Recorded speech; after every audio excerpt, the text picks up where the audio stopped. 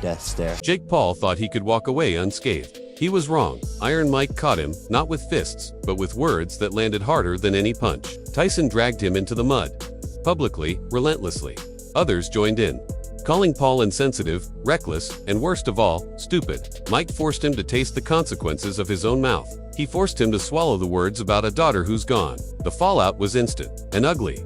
More volcanoes erupted as the build to July 20th heated up. What started as spectacle turned into a slow burn of grudges. Jake and Tyson traded blows of a different kind, insults that cut, taunts that provoked, wounds that won't heal easily. This fight was supposed to be a headline. Now, it's a war. Like, you have, some sort of emotional wall that just, blocks you. I don't know, you just always are, have this pent-up aggression. You're just the only way I can describe it is you're like a little angry elf. Since the announcement, no fight has stirred the pot like this one. Controversies multiply. Predictions flood in. Everyone, fans, pundits, casual viewers, has an opinion. Some see a legend testing fate. Others see a man risking everything against a fighter decades younger. There's awe at Tyson's training reels. There's worry about age and danger. There's disbelief that this matchup is even happening. Neither side is letting the buildup go flat. Tyson posts raw training footage. Paul fires back with taunts and viral jabs. But Paul crossed a line. A comment about Mike's late daughter lit the fuse that set the whole thing ablaze.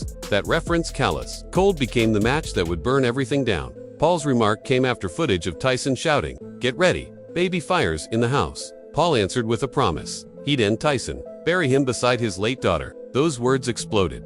Tyson snapped. Fury replaced restraint. "One of the best decisions of my career is to fight you," he said, voice low and lethal. "I'll kill you, you son of an expletive." He spoke of revenge in a way that left no doubt. His grief had become a weapon. "If you knew what her death meant to me, you'd never have said those words." Tyson said, "You forced my wrath. You'll feel its fullness." Tyson didn't stop there. He cut deeper into Paul's upbringing, his family, his reputation. "You shouldn't expect much from a boy raised by a pedophile," he spat, painting a portrait of a life gone wrong. "A failed man raised failed kids. I'll end that lineage on July 20th. I'll kill Jake Paul myself. It won't be a prank."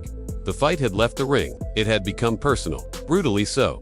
Paul had indeed dragged family into the fray, and Tyson returned the favor. Greg, Paul, and Pam Stepnick, Jake's parents, were thrust onto the stage. Both have public profiles. Greg appears in his son's videos. Pam runs her own channel and has a following from the vlog world. Their family history was parsed, publicized, weaponized. Accusations from years past were dragged back into the light. Greg Paul had weathered scandalous claims that were never proven. Still, the rumors lingered. Old videos, awkward pranks, and tabloid fodder were used as ammunition. It turned the feud from a spectacle into a feeding frenzy. The cages were rattled, and nothing sacred remained beyond scrutiny.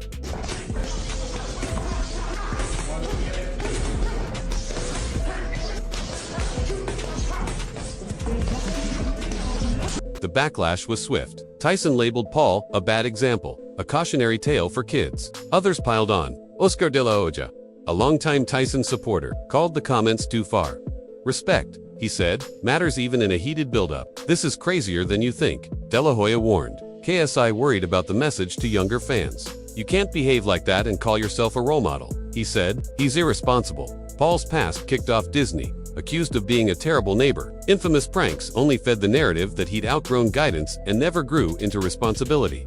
Paul pushed back with denials, PR lines, and a handful of staged stunts. He claimed his exit from Disney was mutual. He posted prank videos to muddy the waters. He tried to turn headlines into theater, but critics weren't buying. Old patterns suggested a man who leaned on shock for attention, not on craft for respect. Fans reacted. Some begged for consequences. "Show some politeness," one wrote. "Mike's old enough to be your father." Others called for him to be held accountable in the ring, to be deleted and made irrelevant. Even Jeff Mayweather weighed in, uneasy about where the boundary had been crossed. "Pranks have limits," he said. That comment about Tyson's daughter felt like the line. Paul's pranks are part of his brand, staged chaos. Viral moments, fake arrests. They made him famous. But when the setup becomes cruelty, the applause fades. And when the build-up to a fight becomes indistinguishable from personal attack, the whole affair starts to feel less like sport and more like spectacle without a conscience. I had an alter ego when it came to fighting. But who's there to check it outside the ring? Excuse me? Who's there to check that? Excuse me? Who's there to... Nobody better say nothing about it. You better turn your fucking head. That's great. Use the bathroom. Tempers flared elsewhere. 2. At a final face-off with Nate Diaz, words escalated into shoves before security stepped in. "Shout out for the love," Diaz said later, trying to calm the storm. But then he added a warning. "This MF can't really fight." Paul answered by mocking the crowd and promising violence. "I'm dog-walking that expletive. I'm putting him back on a leash." Paul's pattern, repeated with Tommy Fury. A media exchange that should have been business became a brawl of words. Fury promised to put Paul to sleep inside 4 rounds. Paul shot back, confident and insolent. The backstage diplomacy dissolved. Zoom and swimming pools replaced ring psychology. Tommy, backed by his brother Tyson Fury and their father John, turned up the heat. Taunts gave way to threats. Paul kept smiling, turning every insult into another viral clip. It was hype. Loud, messy, combustible, and everyone was waiting for the sparks to fly for real.